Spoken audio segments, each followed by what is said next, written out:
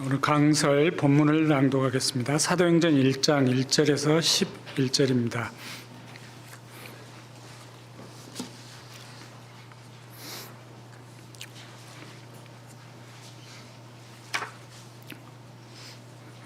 사도행전 1장 1절부터 낭독하겠습니다. 데오빌로여, 내가 먼저 쓴 글에는 무릇 예수의 행하시며 가르치시기를 시작하심부터 그의 택하신 사도들에게 성령으로 명하시고 승천하신 날까지의 일을 기록하였노라. 해 받으신 후에 또한 저희에게 확실한 많은 증거로 친히 사심을 나타내서 40일 동안 저희에게 보이시며 하나님 나라의 일을 말씀하시니라. 사도와 같이 모이사 저희에게 분부하여 가라사대 예루살렘을 떠나지 말고 내게 들은 바 아버지의 약속하신 것을 기다리라. 요한은 물로 세례를 베풀었으나 너희는 몇 날이 못되어 성령으로 세례를 받으리라 하셨느니라.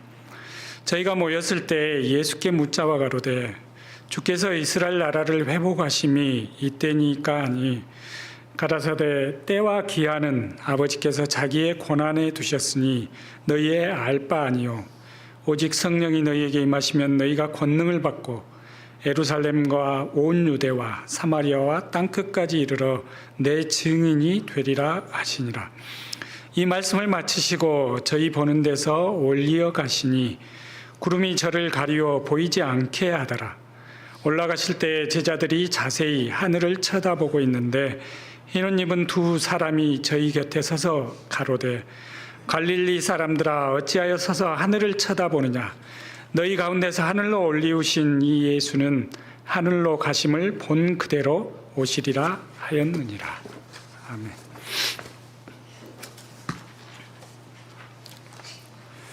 오늘 이 시간에는 하이델베르그 요리문답 제18주일 제46문과 49문답을 제가 대독하도록 하겠습니다.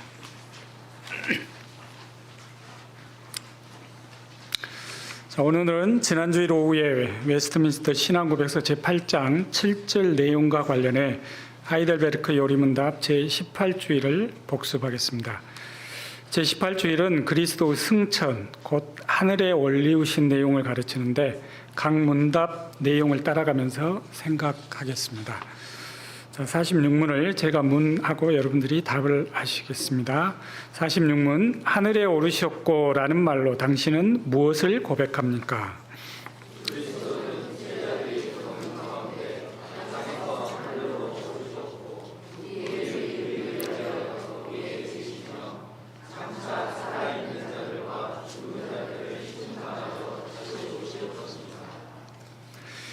다시 사신 그리스도, 곧 부활하신 그리스도께서는 우리의 구원을 이루기 위해 하늘로 올리우십니다. 이는 아버지께서 약속하신 성신님을 받아서 우리에게 보내심으로써 그리스도께서 다스리시는 하나님 나라를 시작하기 위함입니다. 첫 번째로 하늘에 올리우신 그리스도에 대해서 보겠습니다. 죽은 자들 가운데서 살아나시고 땅에서 하늘로 올리우신 것은 아버지께서 하신 일입니다. 즉 아버지 하나님께서 그리스도를 죽은 자들 가운데서 일으키셨고 일으키신 그분을 하늘로 올라가게 하셨다는 말입니다. 자, 그렇다면 하늘은 도대체 어디입니까? 그리스도께서 하늘에 올라가신 일이 왜 중요합니까? 우리가 일반적으로 말할 때 하늘은 땅 위에 있는 공간으로서 해, 달, 구름이 떠 있는 곳을 가리킵니다. 그런데 이 하늘은 하나님이 창조하신 공간이며 땅 위에 두신 궁창입니다. 하나님은 태초에 하늘들을 만드셨습니다. 그래서 이브리 사람들에게 있어서 하늘이라고 하면 땅 위의 하늘, 그 하늘 위의 공간을 가리키는 하늘과 마지막으로 모든 하늘을 위에 있는 가장 높은 곳, 곧 하나님께서 계신 곳을 하늘이라고 했습니다. 솔로몬이 성전을 건축하고서 언약궤를 성전에 옮긴 다음 기도할 때 이렇게 말했습니다. 하나님이 참으로 땅에 거하시리이까 하늘과 하늘들의 하늘이라도 주를 용납지 못하겠거늘 하물며 내가 건축한 이 전이 오리이까. 그러니까 가장 높은 하늘이라도 피조물로서는 하나님이 거할 만한 곳일 수 없다는 기도를 드렸습니다. 그렇게 높으신 분이 하나님이시다 고백했습니다. 그런 까닭에 하나님께서 계시는 곳을 하늘이라는 말로 가리킬 때는 장소나 공간의 개념보다 지극히 높으신 하나님을 생각하며 사용하는 말입니다. 그러므로 그리스도께서 하늘에 올리우셨다 할 때 그 하늘은 하나님께서 왕으로 다스리시는 보좌가 있는 가장 높은 하늘입니다. 그 하늘에 그리스도께서 가셨다는 것은 하나님께 가셨다는 말이고, 여호와께서 내 주에게 말씀하시기를 내가 내 원수로 내 발등상 되게 하기까지 너는 내 우편에 앉으라 하셨도다 하신 말씀이 이루어진 것입니다. 그래서 그리스도께서 하늘에 올리우신 것이 중요합니다.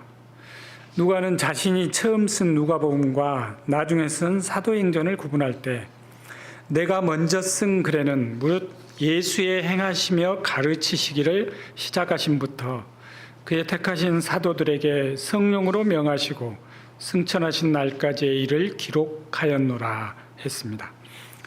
그러니까 그리스도께서 행하시고 가르치시는 데 있어서 하늘로 올리우신 승천이 그 앞과 뒤를 가르는 중요한 분기점이 된다 했습니다. 두 번째로 하늘에 계신 그리스도에 대해 살펴보겠습니다. 그럼 지금 그리스도는 어디에 계십니까?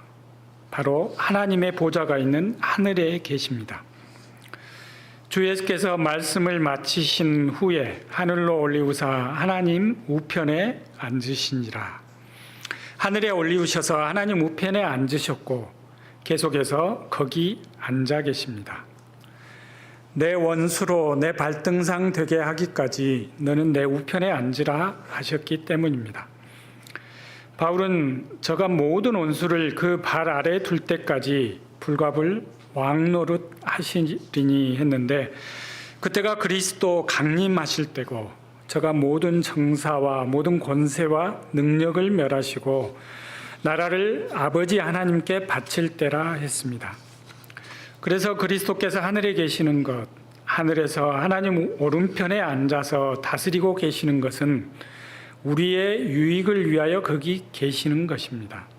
즉 우리를 구원하여 하나님 아버지의 나라와 제사장으로 삼으셔서 다스리기 위해 하늘에 올라가셔서 거기 계시면서 맨 마지막 원수인 사망을 완전히 멸망시킬 때까지 거기 계십니다. 세 번째로 하늘에서 다시 오실 그리스도입니다. 그리스도께서 하늘에 올라가셔서 하시는 일은 성신의 능력으로 죄인들을 건져내서 하나님의 나라를 이루시는 일입니다. 그래서 맨 마지막 원수인 사망까지 멸망시켜서 승리하시면 그 모든 일을 다 이루시게 됩니다. 그때 그리스도께서는 승리하신 왕으로서 하늘에서 자기 백성을 맞으러 오십니다. 그리고 그 백성은 영광의 왕을 맞으러 그분께 나아갑니다. 이것이 그리스도의 다시 오심입니다. 바울은 우리가 다 잠잘 것이 아니요 마지막 나팔에 순식간에 호련히 다 변화하리니 했습니다. 마지막 원수인 사망까지 이기시고 올라가실 때 그 모습 그대로 자기 백성에게 내려오시니까 천사들이 나팔을 불어서 왕의 오심을 전합니다. 그 나팔 소리가 들리면 잠자던 사람들까지 일어나서 영광의 왕이신 그리스도를 맞이하러 나가게 됩니다. 이 기쁜 날에 대해 바울이 또 이렇게 기록했습니다. 주께서 호령과 천사장의 소리와 하나님의 나팔로 친히 하늘로 조차 강림하시리니 그리스도 안에서 죽은 자들이 먼저 일어나고 그 후에 우리 살아남은 자도 저희와 함께 구름 속으로 끌어올려 공중에서 주를 영접하게 하시리니 그리하여 우리가 항상 주와 함께 있으리라. 그런데 하늘에 올리우셨다가 다시 오실 그리스도는 하나님이 산자와 죽은 자의 재판장으로 정하신 자이기 때문에 바울이 디모데에게 하나님 앞과 산자와 죽은 자를 심판하실 그리스도 예수 앞에서 그의 나타나실 것과 그의 나라를 두고 엄히 명하노니 너는 말씀을 전파하라. 때를 얻든지 못 얻든지 항상 힘쓰라. 범사의 오래 참음과 가르침으로 경책하며 경계하며 구원하라 했습니다. 그리스도께서 다시 오실 때 의인과 죄인을 판단하실 것이고 우리 각 사람이 다 하나님의 심판대 앞에 서서 자기의 행한 바를 앓을 것이기 때문입니다. 다음으로 제47문입니다. 제가 문을 하고 여러분 답하시면 되겠습니다. 그렇다면 세상 끝날까지 우리와 함께 있으리라는 그리스도의 약속은 어떻게 됩니까?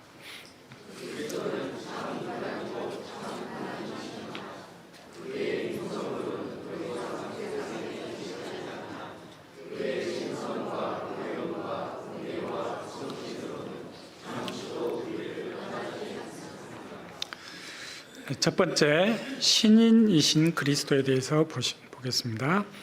그런데 그리스도께서 하늘에 올라가실 때 그분은 제자들이 보는 가운데 올라가셨습니다. 즉, 이 땅 위에 계실 때 참 사람으로서 몸을 입고 계셨던 그 상태 그대로 올라가셨고 올라가신 그대로 오실 것이라 했습니다. 너희 가운데서 하늘로 올리우신 이 예수는 하늘로 가심을 본 그대로 오시리라 하였느니라. 그러므로 하늘에 계신 그리스도께서는 참 인간이시면서 참 하나님이십니다. 제47문의 답에 이 고백이 들어있는 이유는 그리스도께서 하늘에 계실 때 우리의 구원을 위해 여전히 육체를 지닌 참 사람으로서 계심으로써 우리의 구원의 보증이 되시기 때문입니다. 그런데 그분이 참 사람으로서 몸을 지니고서 하늘에 계신다면 우리에게 한 가지 의문이 생깁니다. 그분은 볼지어다 내가 세상 끝날까지 너희와 항상 함께 있으리라 말씀하셨는데 여전히 사람의 몸을 지니고 계신다면 이 말이 무슨 뜻이겠는가 의아하게 생각할 수밖에 없습니다. 그래서 47문답에서 그리스도의 인성과 신성에 대해 각각 구분해서 고백하고 있습니다. 하늘에 계신 그리스도의 인성입니다. 과연 사람으로서는 공간의 제약을 받습니다. 사람은 어디에나 있을 수 있는 존재가 아닙니다. 그러므로 그리스도께서 하늘로 올리우셨다 할 때 사람으로서는 하늘에 가신 그분은 하늘에 계시지 땅 어디에나 계신 것은 아닙니다. 그런 점에서 볼 때 성육신 하실 때 하나님으로서 가지고 계신 권능과 영광을 버리시고 스스로 낮아지신 것처럼 하늘에 오르셨어도 우리의 구원을 위해 사람의 몸을 버리지 않으심으로써 어떤 의미에서는 여전히 스스로 한계를 취하셨습니다. 만유를 회복하실 때까지 하늘이 마땅히 그를 받아두리라 하신 말씀처럼 세상 만물을 다 회복하게 하실 때야 비로소 하늘에서 다시 오실 것입니다. 세 번째로 하늘에 계신 그리스도의 신성입니다. 그렇다면 그리스도께서 약속하신 것은 이루어질 수 없는 것이란 말입니까? 아닙니다. 그리스도께서는 사람으로서는 그 인성으로서는 우리와 함께 하실 수 없으나 그분의 신성, 곧 하나님으로서 가지고 계시는 영광과 능력과 위엄과 은혜가 성신님과 함께 잠시도 우리를 떠나지 않음으로써 세상 끝날까지 내가 너희와 항상 함께 있으리라 하신 약속을 지키십니다. 하나님의 백성이 삼위 하나님을 만나는 예배 때 성찬상에 그리스도께서는 당신의 신성으로서 실제로 함께 하시면서 성신님을 통해 그 은혜에 참여하게 하십니다. 성신께서 그리스도를 대신해서 계시는 게 아니라 성신께서 계실 때 그리스도께서도 당신의 신성으로 함께 하시는 것입니다. 그래서 예배는 삼위 하나님이 임재하시는 시간이며 하늘이 이 땅 위에 드러나는 시간이고 그리스도의 약속이 이루어지는 것을 실제로 경험하는 시간입니다. 이어서 제18주일 48문답에서 49문답을 보겠습니다. 제48문답은 47문답에서 던지는 중요한 질문에 답하면서 그 고백을 이어가고 있습니다. 제48문, 그런데 그리스도의 신성이 있는 곳마다 인성이 있는 것이 아니라면 그리스도의 두 본성이 서로 나뉜다는 것입니까?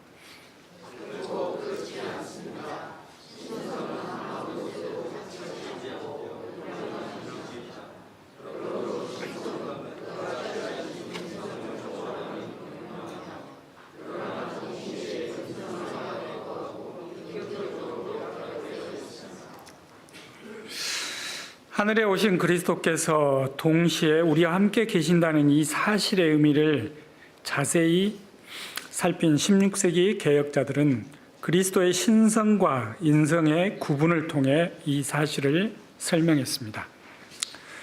그러자 루터교회에서 개혁자들이 그리스도의 신성과 인성을 분리하였다고 비난했습니다.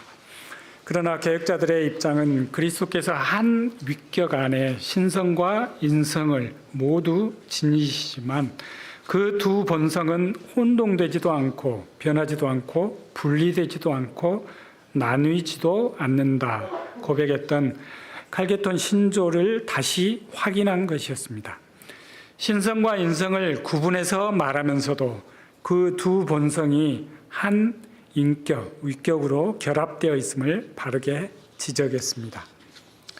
49문입니다. 그리스도께서 하늘에 오르심은 우리에게 어떤 유익을 줍니까?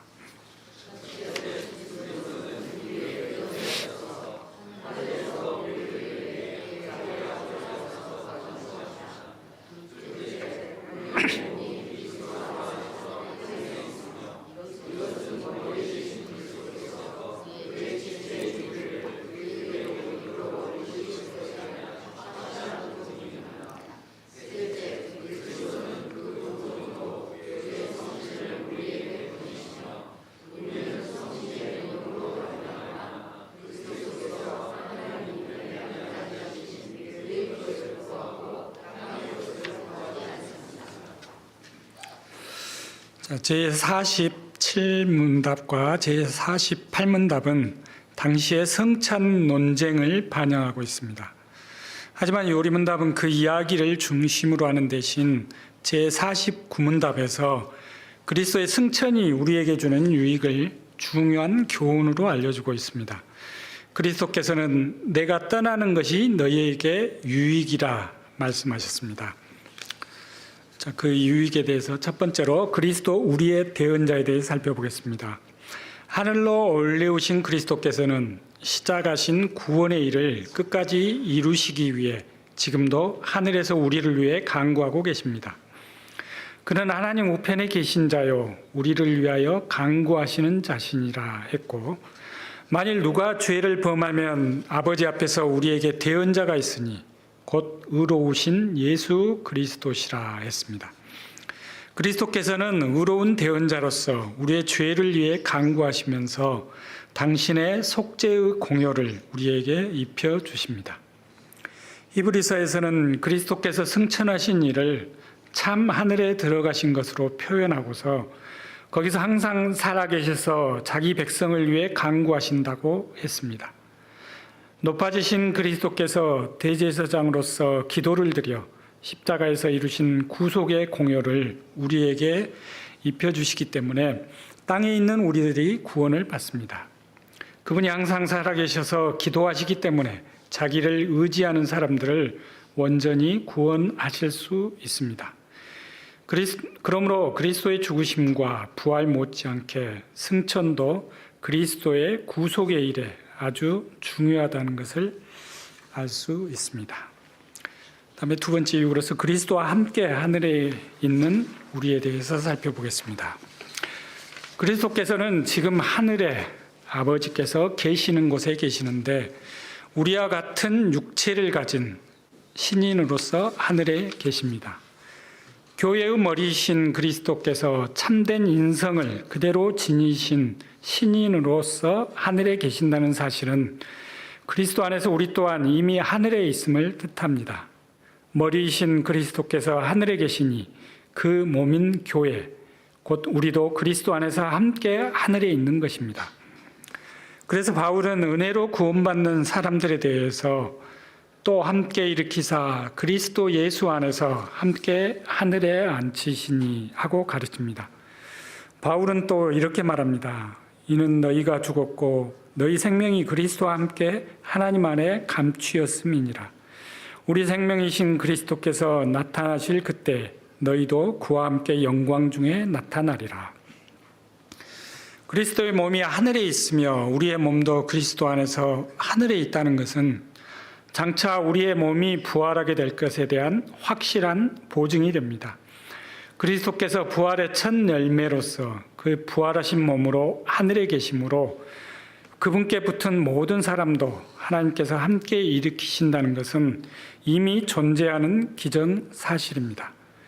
구약 율법에서 첫 열매를 받으실 때 그 첫 열매로서 밭에 있는 나머지 모든 곡식도 받으셨듯이 그리스도를 부활의 첫 열매로 일으키신 하나님께서는 그분께 속한 모든 사람도 그분의 부활에 참여하게 하십니다. 그래서 우리는 그리스도 안에서 부활의 생명을 지금 누리기 시작했지만 육체의 부활에 이르는 완전한 생명은 그리스도께서 다시 오실 때에 이루어질 것입니다. 세 번째 위 그리스도의 성신과 하늘 백성의 삶입니다. 그리스도 안에서 우리의 몸이 부활에 대한 보증으로서 하늘에 있는 것처럼 그리스도께서는 그 짝이 되는 또 하나의 보증을 하늘에서 이 땅에 내려주셨습니다. 하늘에 있는 우리의 몸과 하늘로부터 보냄을 받아 우리 안에 거하시는 성신님이 서로 짝을 이루는 보증인 것입니다.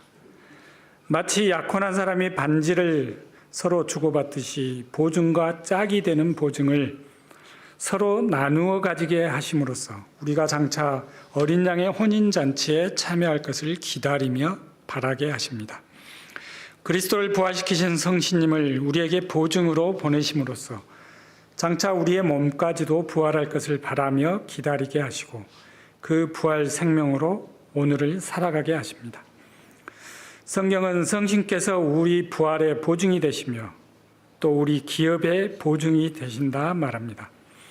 여기 사용된 보증이라는 말은 할부금과 비슷한 말입니다. 어떤 물건을 할부로 구입할 때 처음 할부금을 내면 그 물건을 미리 가져와 사용할 수 있는 것처럼 성신께서 우리에게 보증이 되시기 때문에 우리는 의와 평강과 기쁨이 가득한 하나님의 나라를 미리 누리기 시작합니다. 그리스도께서 보내신 성신님은 우리로 하여금 머리를 들고 그리스도께서 지금 계신 곳인 하늘, 곧 우리 위에 있는 것을 찾도록 우리의 마음을 이끄십니다. 그래서 그리스도의 승천이 주는 은혜는 우리로 하여금 우리가 마땅히 행해야 할 것을 바르게 깨닫고 나아가게 만듭니다. 이 땅에서 우리는 죄의 지배 아래서 죄가 다스리는 나라에서 사는 게 아니라 하늘에서 사는 것처럼 성신님 안에서 그리스도의 다스림을 받으며 삽니다. 하늘에 속한 모든 선물들을 성신님을 통해 주셔서 하늘나라의 백성다운 모습으로 살게 하십니다. 그런데 그 나라의 백성이 누리는 부활 생명은 아직 완성에 이르지 않았기 때문에 신자는 우리의 육체까지도 부활의 영광 가운데 온전한 생명을 덧입게 될 그날, 꼭 그리스도께서 다시 올 날을 기다리며 이 땅을 살아갑니다. 약혼 반지를 교환하고서 신랑이 찾아와 결혼식을 할 그날을 기다리는 것처럼 말입니다. 그러므로 이 땅에서 하늘에 속한 신령한 능력으로 정결하고 거룩하게 살아가면서 그리스도의 다시 오심을 기다리는 것이 하늘 백성의 삶입니다. 이런 모습이 우리의 생각과 말과 행동에서 나타나지 않고 이 땅에서 누리는 즐거움이 전부인 것처럼 산다면 말로는 그리스도의 승천을 믿는다 하지만 사실상 부인하는 것과 같습니다. 위를 바라보는 삶이 현재를 부정하면서 예수님 재림만 기다리라는 말은 아닙니다. 교회 안에서 하는 일이라 해도 사람에게 인정받는 걸 추구한다면 땅에 속한 자기의 욕심을 따르는 일입니다. 제 아무리 명분이 있는 종교적인 일이라 해도 그럴 수 있습니다. 그와 반대로 연약한 형제와 자매를 고려해서 무엇을 먹을 것인가 하는 문제까지도 너그러이 이해하는 태도를 취할 때 성신 안에서 의와 평강과 기쁨을 나타내는 일이 될 수 있습니다. 우리가 매일 하는 일들을 그냥 땅의 일이라 말해서는 안 됩니다. 성신님의 능력이 나타나고 위의 것을 추구하는 생활은 교회와 직접적으로 관련된 활동뿐만 아니라 우리의 생활 전반에서 나타나야 합니다. 땅에 있는 지체를 죽이는 것은 이 세상에서의 삶을 부정하는 것이 아니라 음란과 부정과 사욕과 악한 정욕과 탐심을 버리는 것이기 때문입니다.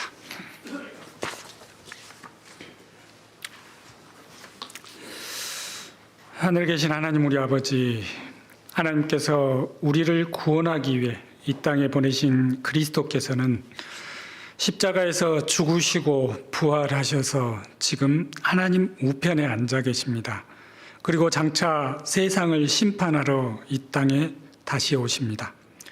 주께서 하늘에 오르셔서 보혜사신 성신님을 보내셨고 세상 끝날까지 우리와 함께 하실 것입니다. 하늘에 오르신 그리스도께서는 우리의 대언자로서 우리를 위해 하나님께 간구하고 계시며 그의 지체된 우리도 그에게로 이끌어 올리우실 것에 대한 확실한 보증이 되십니다. 우리에게 성신님을 보내시고 성신의 능력으로 살아가게 하셨습니다. 오직 예수님의 재림만을 기다리며 현재의 삶을 무의미하게 살아가는 것이 아니라 하늘의 백성답게 이 땅에서 그 삶에서도 그리스도의 향기를 나타내며 살아가게 하시옵소서. 이 모든 말씀을 예수님의 이름으로 기도드리옵나이다. 아멘.